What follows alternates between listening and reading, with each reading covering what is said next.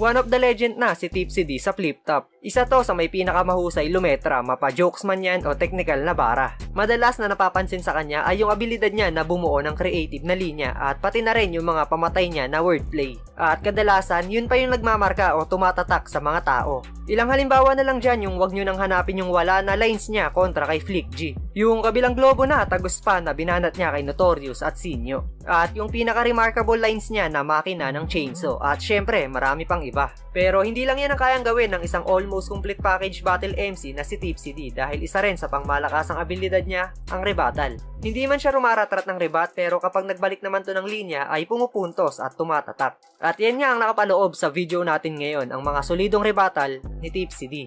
Pero bago natin umpisahan, iniimbitahan kita na i-like ang video na to bilang suporta at mag-follow at subscribe sa ating Facebook page at YouTube channel.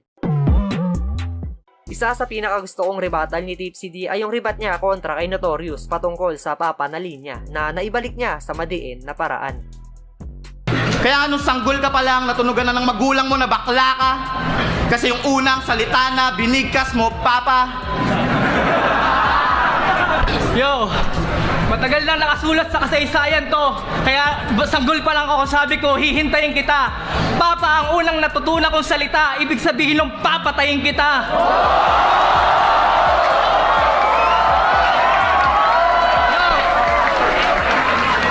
Sunod, ito isa rin to sa pinakatumatak na rebuttal ni Tipsy D. Ang energy ball na rebat niya sa Dragon Ball lines ni Macti at G-Spot. Anong laban ang Hadouken mo sa Praising Beam ko na nagpayanig ng buong mundo? Nahirapan nga si Son Goku na talunin ako? Lahat na naniniwala sa Double D, pakitaas ang dalawang kamay, oh. Wow! Pakitaas lang! You were about to witness rap battle like never before! Tinira niyo yung Hadouken ko, eh di lamunin mo tong energy ball!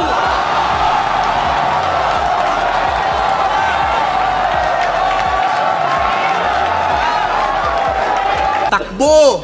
Tulad ng ginawa mong pag-iwas sa akin ng ahon 4, sa'yo pa mismo nang galing. Kasi nung 5 on 5, binigyan ko ng malalang hangover. Ngayon ka lang naka-recover?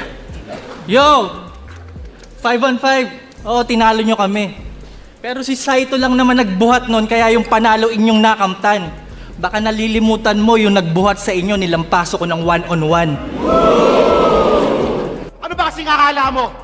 Kahanay mo na si Looney pag natalo mo ako sa duel? Baka nakakalimutan mo, kahanay mo lang rin si Tukel! Yo!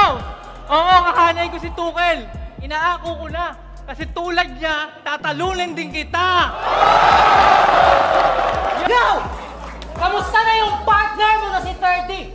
Nag-away ba kayo? Nasa na yun? Akala ko kayo pa rin mag-tandem sa 2x2, pati bang mukha itong kasama mo?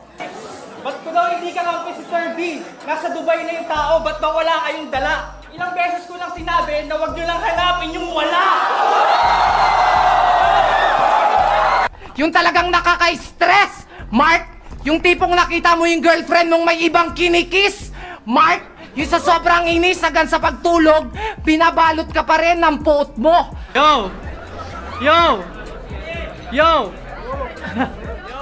Dinamay niya yung girlfriend ko.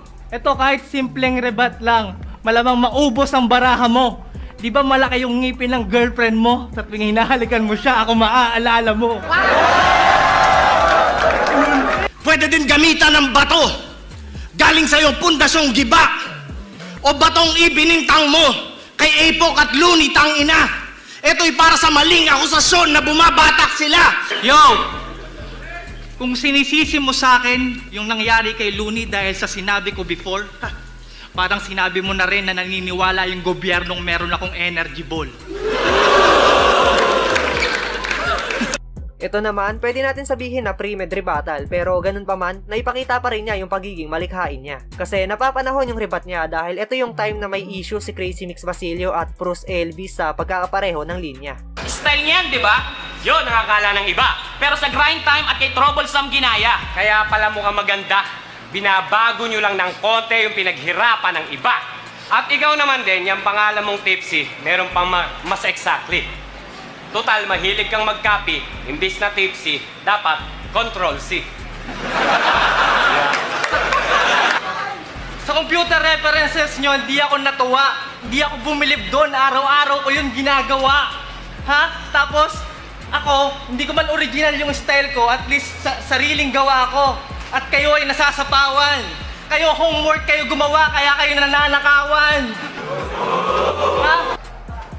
Tipsy D, kamusta? Yung ngipin mo, kabilang labi na, tagus pa. Yung ngipin ko daw, kabilang pisngi na, tagus pa. Eh putang ina eh, suot mo. Tablecloth na, damit pa. Sang, gol ka lang, ako sang gift. Bulma ka lang, ako bullmastiff. K-pop rapper ka lang, halata na. Say ka lang, ako say tama. Aba, ang galing, ang lakas ng anghit. Akapela na nga, nagrarap pa ng my beat. Yo! Kaya pag-usapan natin yan, Tips! Magaling ka magnakaw ng line, Tips! Mangunguha ng linya tapos babalik ka rin. No wonder na ako kanyang spit! Bulalo ka raw kasi utak mo sabaw! Wow! Tangina ka, magnanakaw ka na lang, hindi mo pa iniba. Nakakatawag ako yung underdog dito, pero ako tong ninanakawan mo ng linya! Yo! Wala akong ninakaw na linya. Paulit-ulit masyado na kayong annoying. Sa dinami-dami ng rap battle sa mundo, malamang karamihan sa atin dito may nakapareho na ng meaning. Kaya yung hindi ko pagsagot kay Looney, wala akong pake kung maraming hindi natuwa. Ang sa akin lang, ba't ko naman sasagutin yung kasalanan na hindi ko ginawa? Pisngi pa lang panalo na kahit sino kalaban. Sobrang laki, mapapamura ka kahit hindi mo tawaran. Sa sobrang laki, pag sinuntok mo sa mukha, mamamaga pa din kahit hindi mo tamaan. Yo! Tangin ang mga to, nakabuo ng 3 rounds kakagamit ng mga linya ko. Lalo na to! Sobrang desperado mong maging ako. Pati pagchucho ko kay Jeking, ginaya mo. Yung naging laban ng Double D kontra kina Tyke at G-Clown ay may nagawang dalawang solidong rebuttal si Tipsy D. Una, yung mineral water lines na napakaganda ng timing dahil saktong hawak ni Tyke yung bote ng tubig. Tapos yung palitan nila about sa track na linya. At speaking of bataan, yung pagiging bataan ni Papumben nyo, masyadong literal, brother. Alin doon yung movement? Alin doon? Yung paglalako nyo ng mineral water? At kung balak nyo maglako dito, tanga, hindi kayo bebenta. Baka palabasin pa kayo ni Enigma at sabihan kayo ng pakyo kayo 30! Yo, hindi daw sila bibili ng mineral water sa akin. Ang sabi ng gago, tarantado yung partner mo ngayon, Brenna Mano.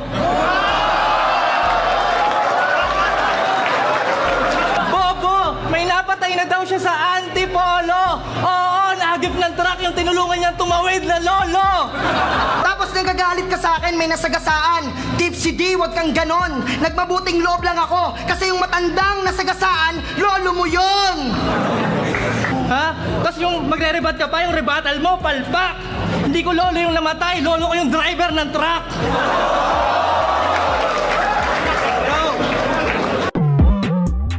At ayan nga ang mga remarkable rebuttals ni Tipsy D. May naalala pa ba kayo na solidong rebuttal mula kay Tipsy D? Pwede mo yan i-comment sa ibaba at babasahin nating lahat yan.